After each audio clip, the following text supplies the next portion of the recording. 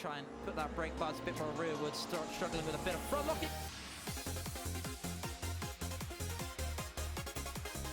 Hey guys, AJM Racing here, back today with another video. So yesterday was the Monaco Grand Prix, and spoilers for those who haven't seen it, it was horrendously boring. It was a hard watch. While of course it's always a spectacular Grand Prix, and I am in no doubt that it should remain on the calendar, much to the disagreement of many people over on that angry Twitter side of F1. But I got thinking about ways that the racing could be improved.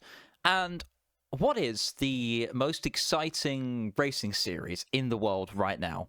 For me, at least, that has to be World Endurance Championship. And I thought, what would it be like if WEC, the pinnacle of maybe wheel-to-wheel racing at the moment, perhaps in top flight of racing, went to Monaco, the jewel in the crown in the F1 calendar, and merged them together to see what happens. Now, of course, you might be thinking, this is absolutely absurd. Monaco is tiny. These cars don't belong on a street circuit in multiclass. And yes, you would be correct. But don't forget that both the LMDH, well, GTP cars, and the GTD cars over in IMSA do a race at Long Beach, a track not quite as narrow and a bit faster, but still a tight, unforgiving street circuit with a very, very, very tight hairpin at the end of it. So what better sim to test this on than AMS2 and their somewhat recently released Le Mans DLC? We are going to go for a 15-minute timed race around the Azure circuit, which is definitely not the Monaco circuit in AMS2, just to see what it would be like if WEC raced at Monaco. So without further ado, let's jump onto the track, and I'll see you guys there. Right, so here we are for a rolling start in Monaco. This is tight. This is condensed.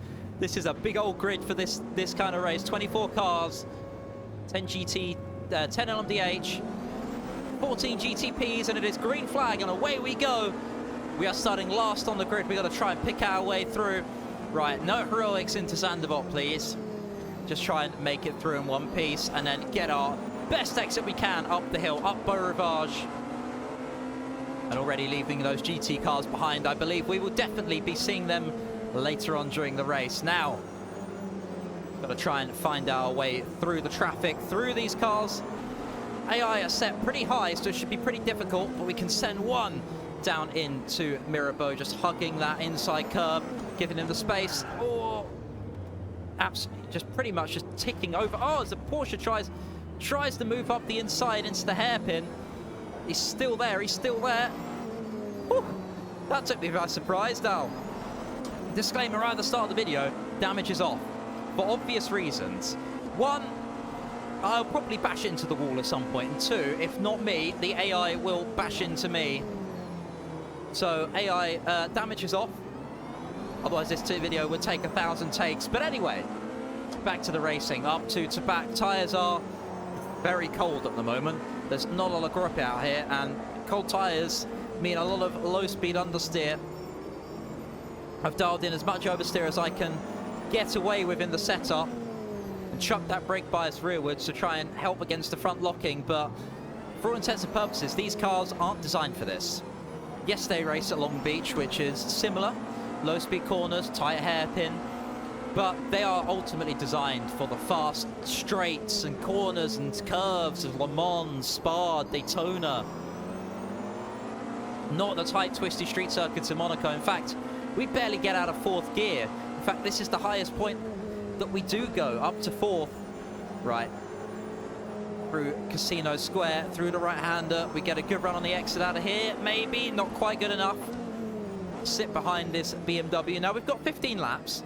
So we can afford to be a little patient with our moves and decide when and where we want to make them. Right, cranking on the lock. Again, this Porsche wants to nibble my buttocks through there. He's given us another love tap.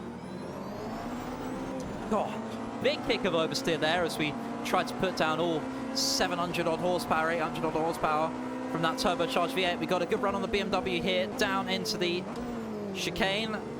That was actually a very clean and swift move Slow exit, but I think we should be able to hold him off into the back. He's looking up the inside. And we just about managed to make it through right up into P8 now, I believe. We started 10th, overtaken 2 cars already. Around into Raskas, wide entry. Oh, that BMW there bashing that outside green boarding. Through the final corner, Anthony Noakes, and we get a good exit on the Cadillac here. The Cadillac's got a lot of torque and a lot of power. You can hear the V8 grunting, but he takes the inside line, squeezes us. Oh, no way through there. Just gave us no space. Tried to poke a wheel in, but these AI don't give up. They are brilliant for racing. I will absolutely say that. Probably AMS2 right now has the best AI in sim racing. They don't give you an inch, and they will defend it. But when you do send them, they give you racing room. They try and come back. We're going to have to maybe think about avoiding... Oh, he's looking up the inside there. He's still there. Luckily, we have the inside.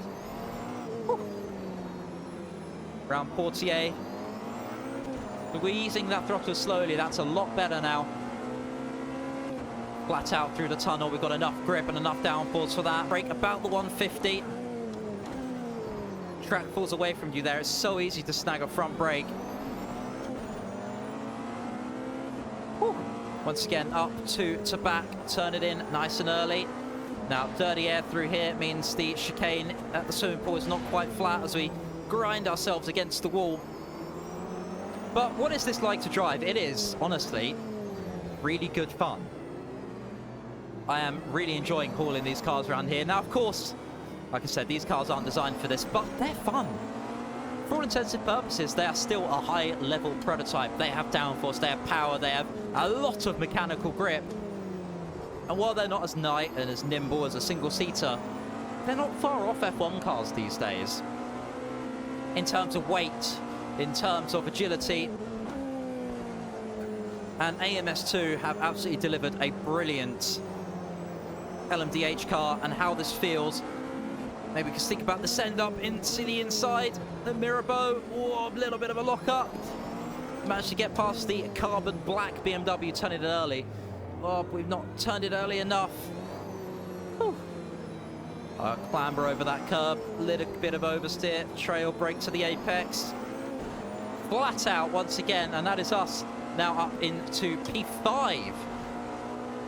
We're slowly working our way through the field. I don't know how many laps are left. I think we might be on lap 3 or lap 4 now. But yeah, we've got 15 laps.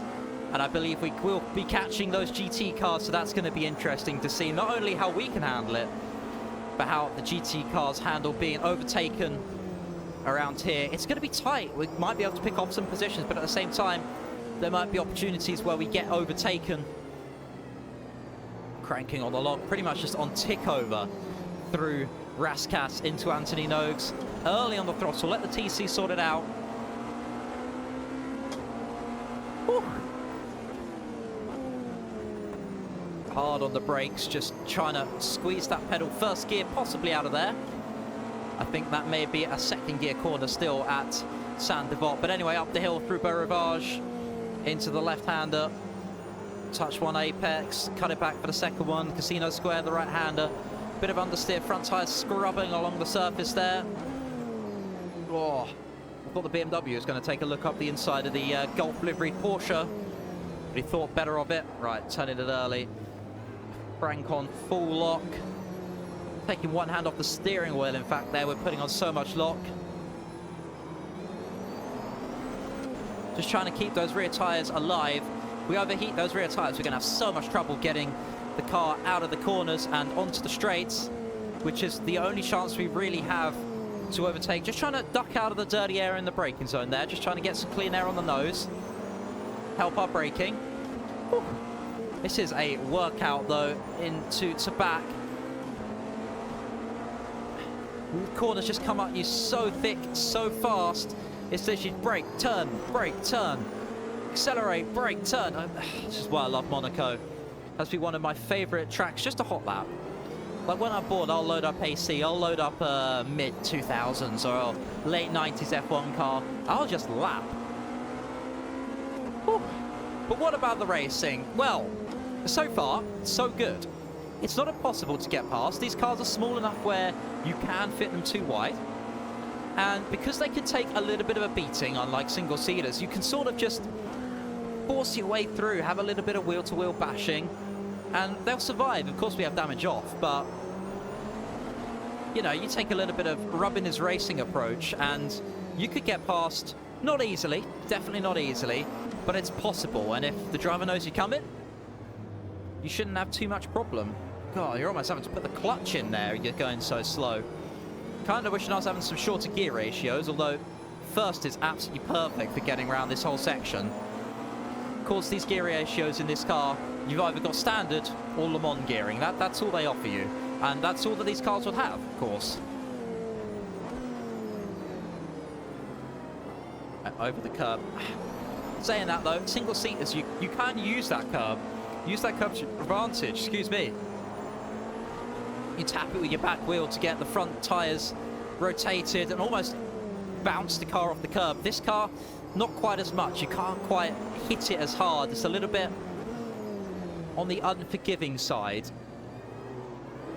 Oh, come on. Trying to find a way through this BMW here. There's got to be a way through. I definitely think out of the casino, maybe if you back off a bit, let him get the bad exit.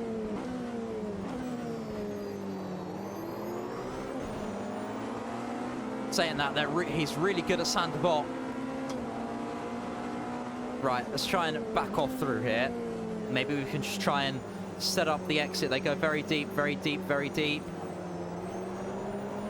Backed off a bit too much there. Need to stay a bit closer.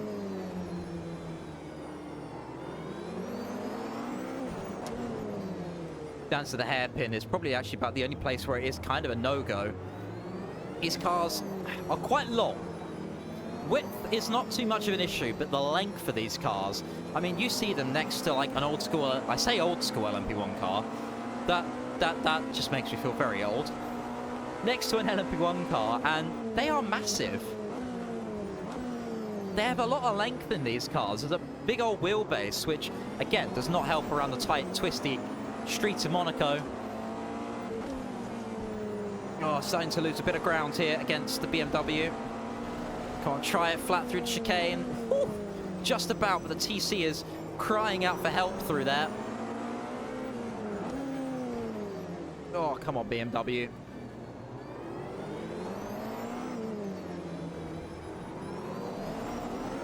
There we go, out of Anthony Noakes.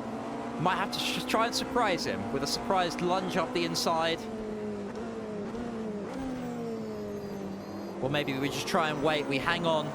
Leader is absolutely checked out up at the front. I think that looks like about 3 or 4 second gap to the rest of the field. So I don't think we're going to be winning this race, but you never know what's going to happen when we get the multi-class involved. God, it's so hard to get the power down out of there. Lunge. Gives us the space, sees it coming. Now I'm going to have to try and cut him off at the hairpin so that Cad doesn't do what the caddy done at the start. Whew. Nicely done. Up to P4 now. And only a couple of seconds off a potential podium at the end of this race. Again, through the tunnel. Try and catch up to this Porsche. Brake about 150. That was lovely braking there. Whew. Power is just such a tricky thing to get down. Oh, bashing that wall, not good. Cut the chicane. I'm going to get a penalty. No, we get away with that one. Penalties are on. So if I decide to just yeet it across the chicane, the game will punish me because I definitely didn't lock up and cut the chicane in a bit of practice I did. Right, must be about half distance by now, and I am working up one hell of a sweat. This is really taxing my concentration levels. Corners just come up, it's so thick and fast, and with all these cars around and how hard they're fighting against me, this is definitely a mental and not to mention physical workout as well. The car is dancing and moving, it's never stable, you never get a chance to relax and think and check your surroundings. Oh, Porsche once passed. He wants past that caddy.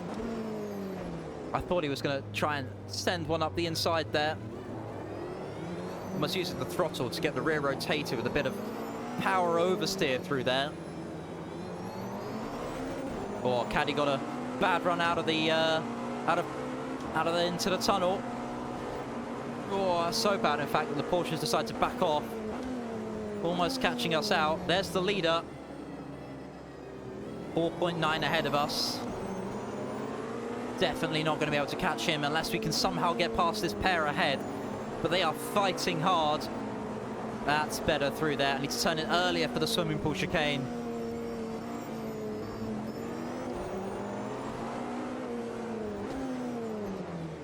Right, through here. Come on.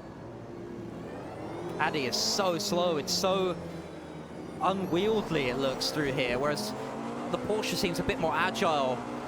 Maybe we can work together. Try and get past this caddy. Up to Sandoval. Oh, rear tyres are just starting to tell me that they're not brand new. That they've taken a bit of punishment. I've been sliding this car and driving it very hard. They take a very wide approach there. They get a much better exit out of the casino though. Oh, I thought about the move, and then I saw him dive across to the inside, and I thought he was going to make the move on the caddy. And 3 into 1 down to Mirabeau does not work. I can tell you that one for sure. Mind the rear tyre on that barrier there. Leader now almost 10 seconds ahead of us.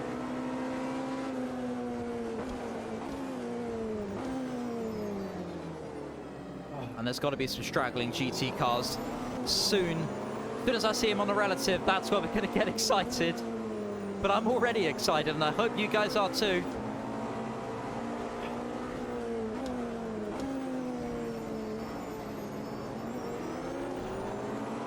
Oh, you just want to send it, but you know you can't. You've got to wait until you get the opportunity to. This caddy is really starting to hold the pair of us up now. But he's got so much grunt on the exit of the corners, it's so hard to get past that naturally aspirated big old V8 in the back.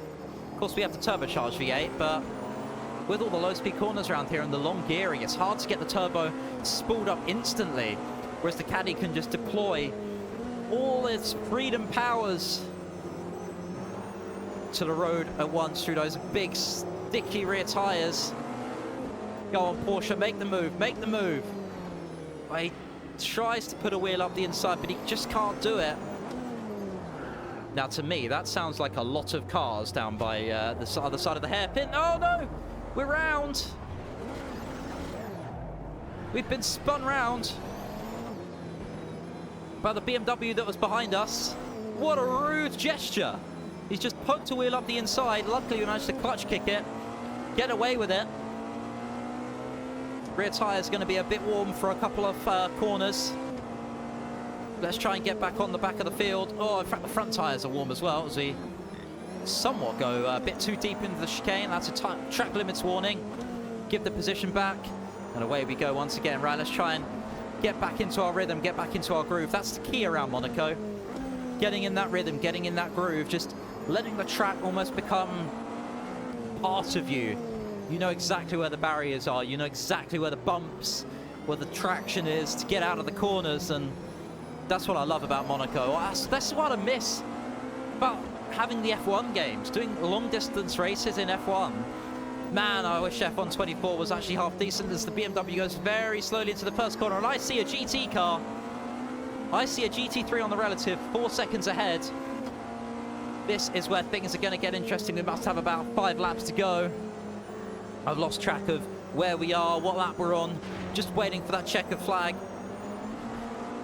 That looks to me like a 720S. Or BMW just invites me up the inside there. Oh, as he bashes us. Things are getting dirty and scrappy now. This is exactly why I turned damage off. There it is, the 720S. Or as the BMW looks up the inside, it's just so clumsy and technical as we get almost bashed out of the corner there. Right, GT3, where are you going? Oh, he understeers to the outside. We've just got to wait and wait and wait. Oh, and I see a train. I see a train forming on the exit of the chicane there. Tyres are very much not new anymore. Come on, through to back. Try and put that brake bias a bit more rearward. Start struggling with a bit of front locking. Oh, big accident!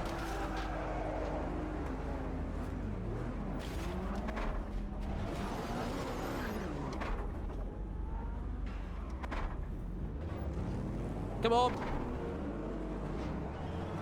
Big accident. And there is a full course caution out. Whew. In real life, we would be absolutely walloped into the wall. And I didn't even know this was a feature in AMS2. Caution is out. Gives us a chance just to try and rekindle ourselves, get the tyres cooled down. Again, this is why the...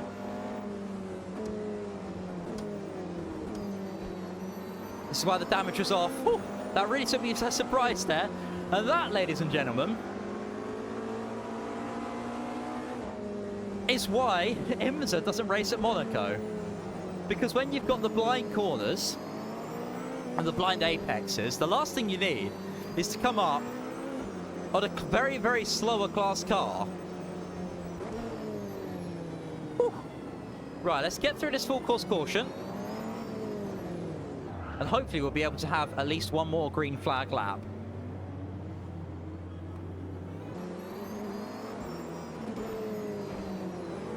And it's green flag, and we are back to green. There is going to be 2 laps of racing to go. And it's going to be 2 very intense laps. We've dropped down to P9. And we are right in the midst of a very long GT3 train. Right, try and get past this 720S, and of course they get past before Sandoval. We're going to have to get past up the hill through Beau Rivage. They're so much slower at the apex. Which line you taking? Which line you taking? Which line you taking? Come on, McLaren. Now we've lost all our momentum as he blocks us up Beau Rivage. We're going to have to send this up the inside. Use that downforce, use that grip, use that braking ability through Casino Square, and that is a Porsche blocking up ahead. Down into Mirabeau once again. This has suddenly got very intense as the Porsche and the Porsche go too wide through the hairpin. Don't try and send me, McLaren. You're a slower class car. I know this is what happens on iRacing, but that's not the point. Now's our chance to get past. Use that power, use that downforce. Just sneak one up the inside. Oh, those Porsches sound so good. That flat 6 absolutely launching, screaming through the tunnel. Okay, if you're not going to overtake, I will. Sneaky, sneaky move up the inside. Next up, we've got a Bimmer on Bimmer action. So first of all, Porsche on Porsche. The Bimmer goes up the inside of the Bimmer at to back. Now, this is the other downside. The GTP cars have been excellent racing around here. But now I understand why multi-class isn't a thing around Monaco. Oh, locking up. Tyres are absolutely baked. Woo! Anyway, final lap. Try and see if we can make at least one more position up. Get past this BMW ahead. I don't think we're going to have any more traffic now until the end of the race.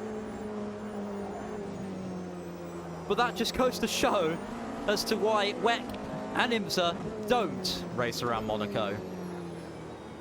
As classes, they are absolutely fine, and in fact, GT3 racing around here probably would be pretty good. They have Porsche Cup, but multi-class,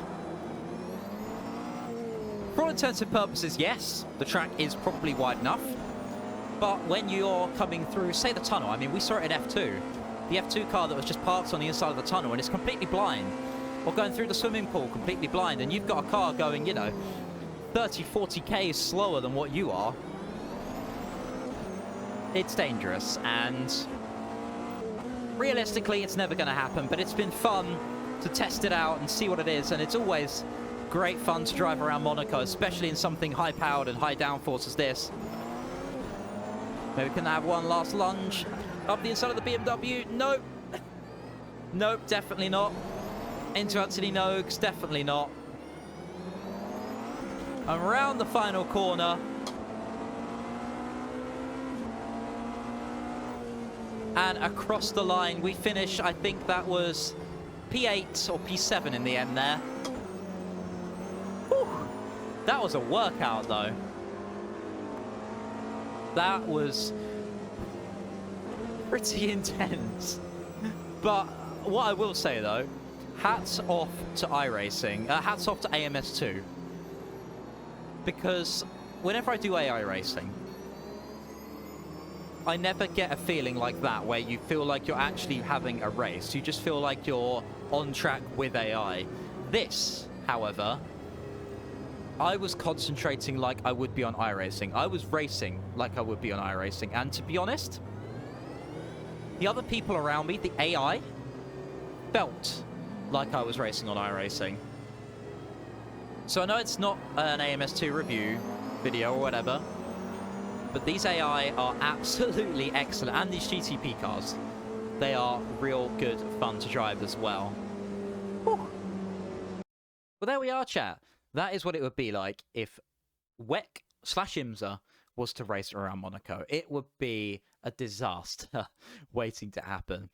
All I have to say is thank you very much for watching. If you have enjoyed, please hit that like button. Subscribe if you want to as well. Go follow me over on Twitch, twitch.tv/AJMRacing. And I will see you guys in the next one. Goodbye.